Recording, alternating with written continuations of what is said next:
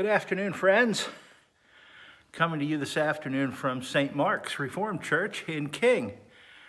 Just wanted to check in and let you know that our folks here in King are indeed praying for you and wishing you well. Just a thought or two with the seriousness of everything that is happening around us. There's one of my favorite scriptures that comes to mind. Proverbs 17:22, which tells us in so many different translations that we have that laughter does the heart good as a medicine.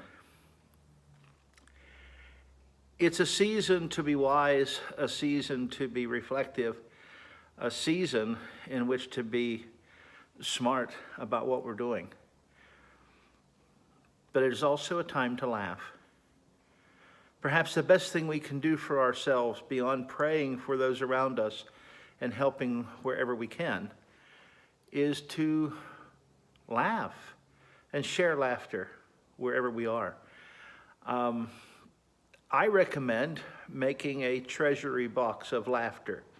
I have one. I keep a lot of things on my phone, whether it's pictures or jokes or other such things that when I'm feeling the stress of the day, I can look at them and laugh.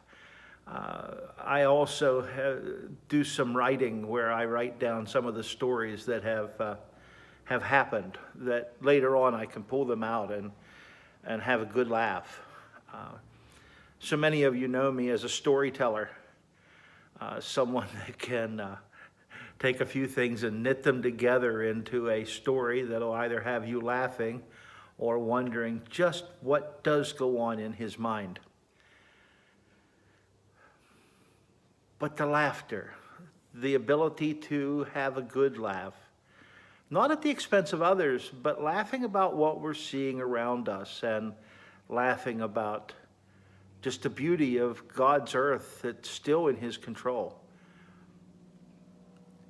I am 100% sure we will get through this season.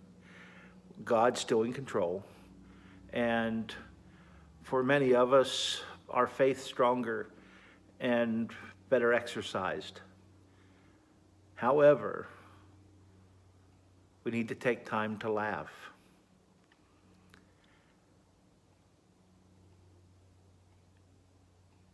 I could tell you some stories today, but where my mind is, I'm not sure that telling them from here in front of the pulpit at St. Mark's is the best place to tell them. I will shorten my thoughts and keep it to this. Over recent days, as much as we've been around the house, Jabez, as I am sure so many other of our four-footed friends, seems to be enjoying the extra company. It is spring after all. It is a time to be outdoors and a time to be playing around and a time in which we can re-embrace our youthful energy even in a time of some darkness. I watched him the other day, now an old dog of 12. I watched him see a squirrel and you could tell, and I understood his thoughts immediately. As he looked around, he saw this squirrel, and in years past, he would have shot off like a bolt of lightning, running after the squirrel, giving the squirrel some exercise and himself a great amount of delight. Instead, the old dog looked at the squirrel, sat down, cocked his head, and looked at me, and as if to say, "You're not running after anything either, old man." So we both enjoyed watching the squirrel as the squirrel taunted him and threw a walnut at him. As we're going up the steps onto the back porch of the house, he turned to look again into the squirrel and mustered the most loud growling that I've heard a dog do in a while. And with that, the squirrel's tail shot straight up and he bristled and he jumped from tree to tree and ran out of the backyard, and the old dog smiled and we walked inside, because he knows that he doesn't have to leave the porch to let the squirrel know that he could still get him if he wanted to.